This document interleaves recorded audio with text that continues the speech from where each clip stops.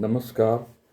वैदेही शरण ज्ञान दर्पण चैनल पर आपका स्वागत करते हैं।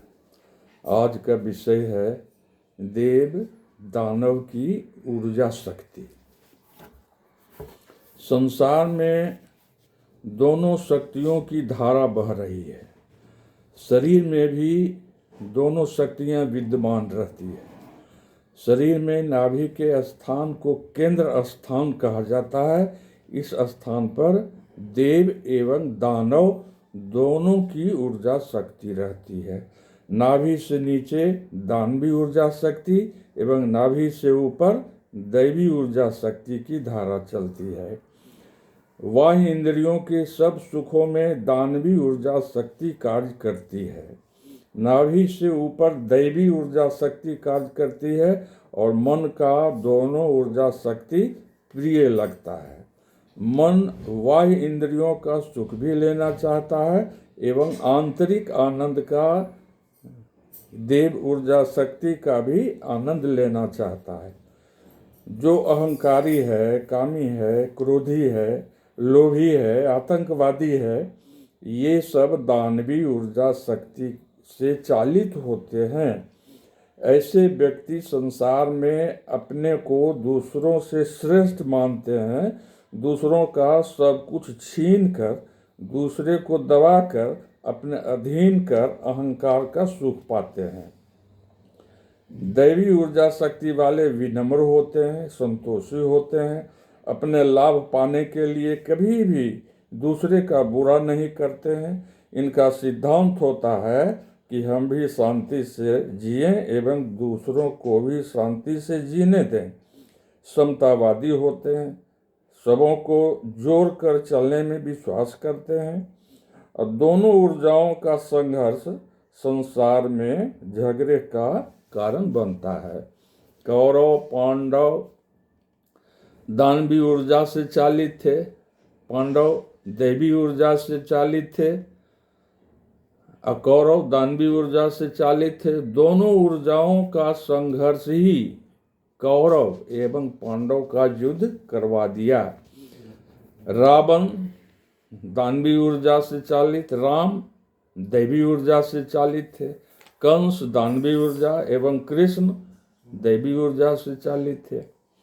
वर्तमान समय में भी भाई भाई का झगड़ा हो, पति पत्नी का झगड़ा है, एक परिवार से दूसरे परिवार का झगड़ा हो, एक देश से दूसरे देश का झगड़ा हो, सब झगड़े के मूल में इन्हीं दोनों ऊर्जाओं का संघर्ष ही देखने को मिलता है। विक्रमादित्य के समय में भारत के अधिकांश व्यक्ति दैवी ऊर्जा से चालित रहते थे। आपस में एक दूसरे से भाईचारा का प्रेम रहता था। कोई किसी को बड़ा छोटा का भेद नहीं करता था। भारत में स्वर्ग के जैसा साम्राज्य था। भारत में जब से बाहरी व्यक्ति आए तो दानवी ऊर्जा का बोलबाला हो गया। भारत में आकर दानवी ऊर्जा को इतना विकसित कर दिया कि दैवी ऊर्जा वाले भी भ्रमित हो गए। कौन ऊर्जा सही, कौन ऊर्जा गलत है, इसका निर्णय करना कठिन हो रहा है। दानवी ऊर्जा शरीर पर जोर देता है।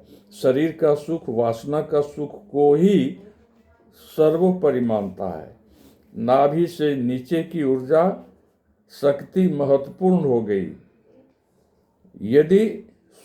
यही सुख सबसे अच्छा लगने लगा। शरीर के निम्न भाग में संग्रहित ऊर्जा सुख को पाने के लिए झूठ बोलना, किसी भी प्रकार से धन इकट्ठा करना, दूसरे को दंड देना आम हो गया है। सभी व्यक्ति इसी सुख को पाना चाहते हैं। इसे पाने के लिए चाहे जो भी निम्न से निम्न कार्य करना पड़े, करने के लिए तैयार रहते हैं। लेकिन यह सुख कुत्ते की तरह अपनी ही हड्डी चबाकर, अपना ही खून पीकर संतुष्ट होता है, वासना का गुलाम बन जाता है। मन दोनों ऊर्जाओं का केंद्र होता है। कभी निम्न ऊर्जा का सुख पाना चाहता है, कभी दैवी ऊर्जा का सुख का आनंद भी लेना चाहता है। इसी दैवी ऊर्जा को बढ़ाकर प्राचीन काल में ऋषि महात्मा अष्ट सिद्धियां प्राप्त करते थे, 200-300 साल तक जीवित रहते थे। उनमें दैवी ऊर्जा की भरपूर शक्तियां रहती थी। दैवी ऊर्जा की शक्ति देव देवी की उपासना एवं संयम से ही प्राप्त होती है।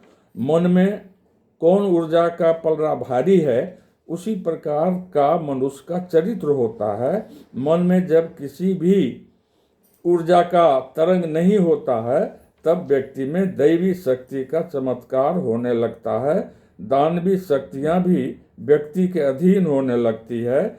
सनातन धर्म दैवी शक्ति का पोषक होता है। दानवी शक्ति भोग की शक्ति है, यह पहले सुख देती है, बाद में दुख मिलता है। और दैवी शक्ति योग की शक्ति है, इसमें पहले दुख मिलता है, बाद में सुख मिलता है। व्यक्ति के जीवन में दोनों ऊर्जा शक्ति का सामंजस्य आवश्यक होता है। किसी भी शक्ति का अति होना अच्छा नहीं होता है। भगवान पर आस्था रखने पर, पूजा करने पर दोनों ऊर्जा का सामंजस्य हो जाता है। धन्यवाद। यदि चैनल अच्छा लगे तो इसे सब्सक्राइब कर दें, शेयर कर दें एवं कमेंट कर दें।